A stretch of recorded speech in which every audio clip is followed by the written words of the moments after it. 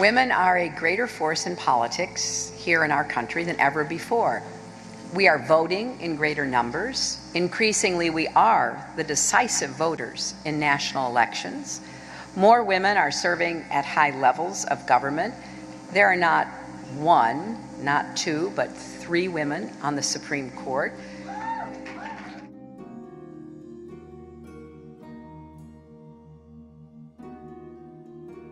I would say I'm mostly confident, but there's definitely things I would like to change, which sucks because I can't change them.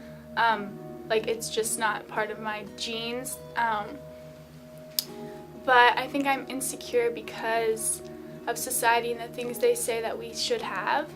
And some of them aren't realistic without like plastic surgery or doing unhealthy things to your body. Yeah, people have made me feel bad about my body. When I was younger, I was like really skinny. So people would make fun of me for that. And I don't really have that much of like a hourglass figure. So, or like everyone has like a small waist and like hips and stuff. And sometimes I can be insecure about that, about my body. And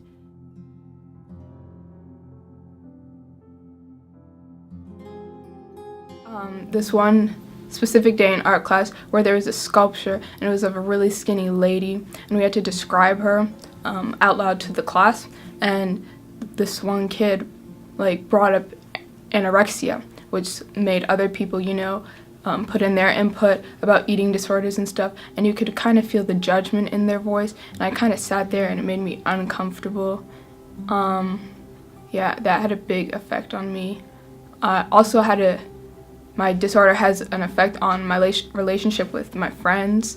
Like, I would call some of them acquaintances now because, I only see them in the hallway, and we're friendly with each other, we can make jokes here and there, but you can kind of feel the tension or like the elephant in the room when we're talking because it's just kind of distant. I've never been officially diagnosed with anything, but it's pretty clear that a lot of my personal experiences with eating and habits are not normal or okay. I think it started at a really young age where I would say the earliest I ever actually fasted would be in 4th grade, and I'm younger than everybody in 4th grade, so I would have been 8 or 9 in 4th grade, which you can already tell is like a ridiculous age to actually be concerned about your health, because I was athletic and I was doing cross country, and no one should have been, and I don't think anyone was looking at my body. I don't think I really knew that I had a disordered eating or an eating disorder. In high school, I just felt always extremely uncomfortable with my body. When I was around friends, when I was around guys especially, I felt that I had an inappropriate amount of attention, almost like I was obsessing about my body all the time. But I didn't really think that it was resulting in an eating disorder. I just thought that sort of not eating all day was, I don't know, maybe a way of sort of trying to stay slim, but I didn't know really how serious it was until I got to college. Michelle Obama encourages obese kids to be skinnier, and her Healthy Eating and Let's Move program makes those who are obese feel bad about their bodies. So I remember Girls on the Run was very much about creating self-confidence and positive body image awareness for girls ages 3rd grade through 5th grade. And running was sort of a means to an end, right? It wasn't the track club. We used running as a vehicle. We trained for a 5K, and we used running as a vehicle to do other things, to look at magazine articles and to talk to each other and create team games and team environments where it was all very supportive, and trying to create a system where girls themselves kind of can show confidence in each other and thus build confidence in themselves. Negative experience with guys about my body. This one boy said, oh, she'd be perfect if she had the body to go with her face. And this other boy said he wouldn't talk to me because I didn't have boobs or a butt that he wanted. So yeah, guys can be really negative and really judgmental of your body based on first appearance. Comments made me really mad and really upset because I can't change like my boobs or my butt.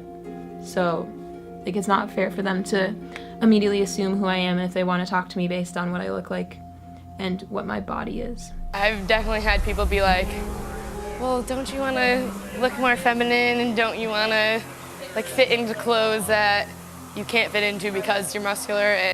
From when we're little, before our eyes, it's presented how we should look in the media. I think I read that we see 5,600 commercials in 1 year.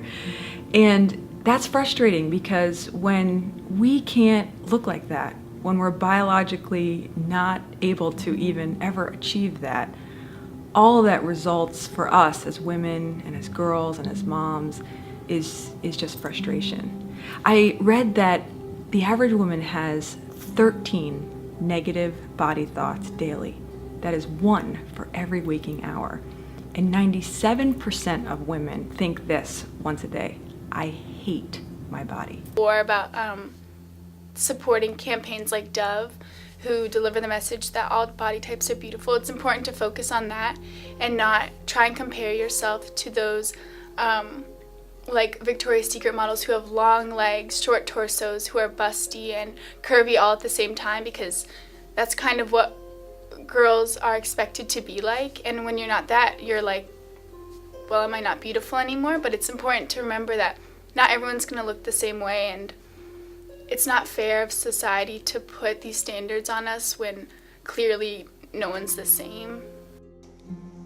If the future president encouraged others to stop body shaming, there would be a difference in our society.